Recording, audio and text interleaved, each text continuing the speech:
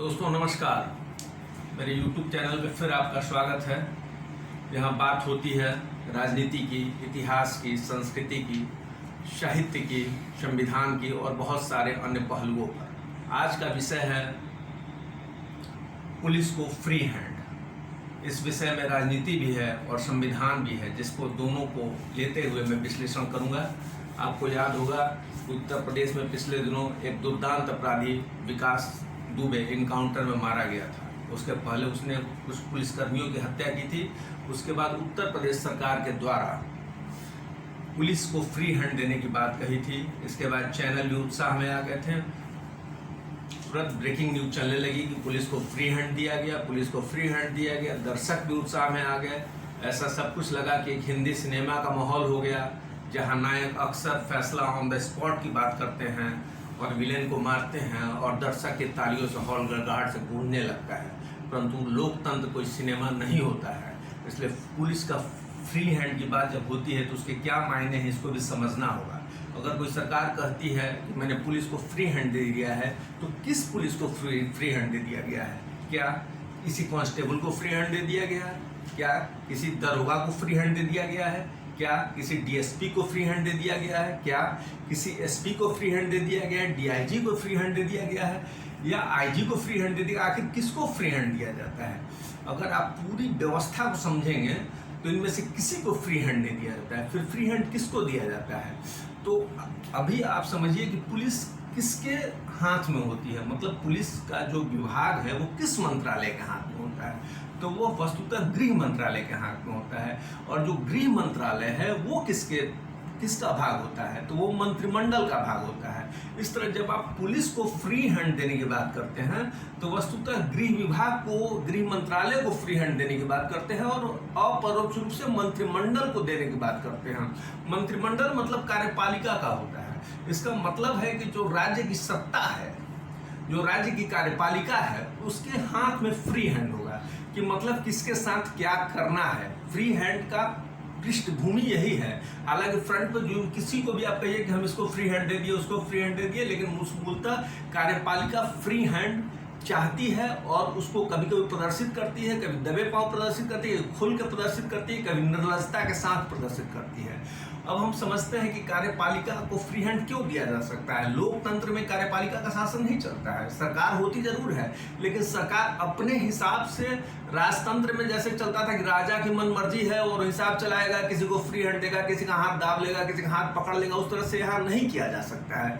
क्यों नहीं किया सकता है? क्योंकि संविधान का शासन होता है, किसी व्यक्ति का शासन सिस्टम पर नहीं होता है। व्यक्ति कोई भी हो, सिस्टम संविधान का चलता है। इसको रूल ऑफ लॉ कहते हैं। और रूल ऑफ लॉ का जो बेस है वो सेपरेशन ऑफ पावर में है, मतलब कि शक्तियों के वितरण में है। शक्तियों के वितरण जब भी होगा तो उसमें कोई फ्री हैंड नहीं होगा। फ्री हैंड नहीं होता, उसमें चेक एंड बैलेंस होता है। इसका मतलब कि लोकतंत्र का आधार हमेशा चेक एंड बैलेंस होता है और कोई फ्री हैंड नहीं होता है। और चेक एंड बैलेंस का मतलब ये हुआ कि कोई भी व्यवस्था अगर अपने अधिकारों से बाहर जाकर काम करती है तो अन्य जो व्यवस्था है उसको रोकती है। तो लोकतंत्र के मूलतः तीन व्यवस्थाएं, लोकतंत्र के जो स्तंभ हैं उसमें तीन व्यवस्थाएं शामिल हैं। पहली विधायिका, दूसरी कार्यपालिका और तीसरी न्यायपालिका। और ये व्यवस्था दुनिया के प्रत्येक लोकतंत्र में लगभग साथ साथ चल रही है और इनमें शक्तियों का वितरण प्रत्येक जगह देखा जाता है। और जब आप पुलिस के फ्री हैंड की बात करते हैं तो शक्तियों का केंद्रीकरण कार्यपालिका में करने की बात करते हैं। तो यह मूलतः सेपरेशन ऑफ पावर का उल्लंघन है और चेक एंड बैलेंस का भी उल्लंघन है। तो इससे होता क्या है कि ये लोकतंत्र के विरोध में चला जाता है। अगर आप इसका इतिहास देखें तो सबसे पहले जब लोगों ने राजा की शक्ति को पूरी तरह समझा भी नहीं था तो अरस्तु ने सबसे पहले सेपरेशन ऑफ पावर की बात की थी। उसके बाद जब इंग्लैंड में क्रमशः डेमोक्रेसी का विकास हो रहा था तो उस समय केल्विन ने सेपरेशन की बात कही, पावर ऑफ सेपरेशन की बात कही थी। लेकिन इसको विधिवत संस्थागत रूप फ्रांस की क्रांति में मिला।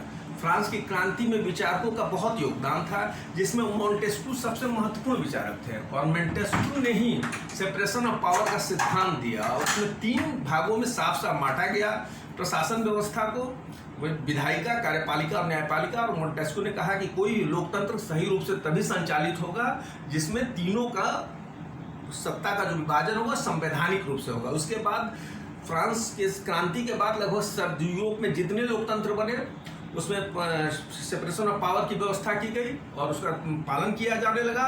और भारत में भी जब संविधान का लागू किया गया तो सेपरेशन ऑफ पावर की व्यवस्था की गई। मतलब सेपरेशन ऑफ पावर जो हुआ वो भारतीय संविधान में भी पूरी तरह से लागू किया गया है।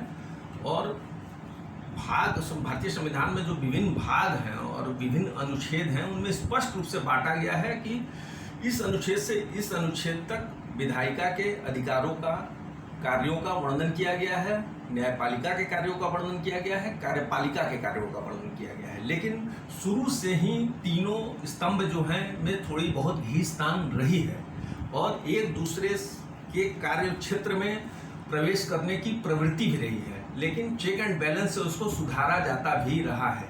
लेकिन हाल के दिनों में जो कार्यपालिका की अत्यधिक सक्रियता देखी गई और जब पुलिस को फ्री हैंड की बात की गई तो उत्तर प्रदेश में नहीं कई राज्यों में देखा गया कि लोगों के समर्थन से या इस तरह का माहौल बना दिया गया कि ये न्याय प्रणाली ही सही है कि न्यायालय में जाना ही नहीं है, उसके पहले ही फैसला ऑन द स्पॉट कर देना है। वस्तुतः इससे न्याय की व्यवस्था कमजोर होती है और जब न्याय की व्यवस्था कमजोर होती है तो लोकतंत्र कमजोर होता है। जब लोकतंत्र कमजोर होगा तो एक्चुअली लोक कमजोर होगा, मतलब हम और आप कमजोर हो गए।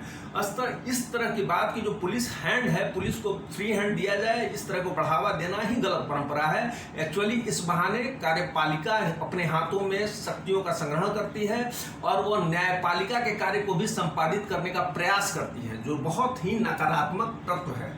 ये हुआ, मैंने अपने विचार रखे। अगर आपको विचार अच्छे लगे तो इसे आप चैनल को सब्सक्राइब करें। आगे भी मिलते रहेंगे। धन्यवाद।